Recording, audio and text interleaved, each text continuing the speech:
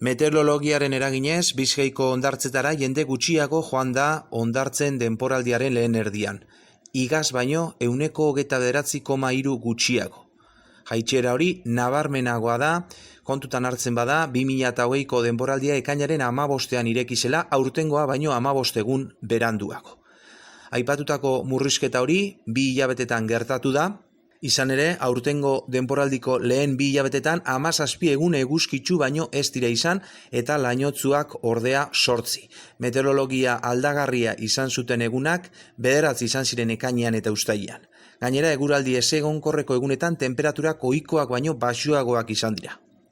Sorosleen jarduera dagokionez, denporaldiaren lehen erdian pertsona bat hilda, uztailaren 17an Laidak hondartzan bandera berdea zegoen unean. Egun horretan, hondartzaren ertza zaintzen ari ziren sorosleek pertsona hori uretan auspez flotatzen ikusi zuten, erreskatatu egin zuten. Hori izan da, sorosleek egin duten jardurarik larriena, 2 hilabete hauetan 2032 lagun hartatu dituzte, gehienak zauriengaitik, eta salbaia ziztadengaitik denporaldiz denporaldi ohikoa izaten denez. Sorosle zerbitzuak hartatutako 39 lagun soilik eraman behar izan zituzten osasun zentro batera. Gainerakoek sorospen postuan bertan jaso zuten alta. Areatzetan izandako goraberei dagokionez, denboraldiko lehen 2 hilabetetan 609 izan dira.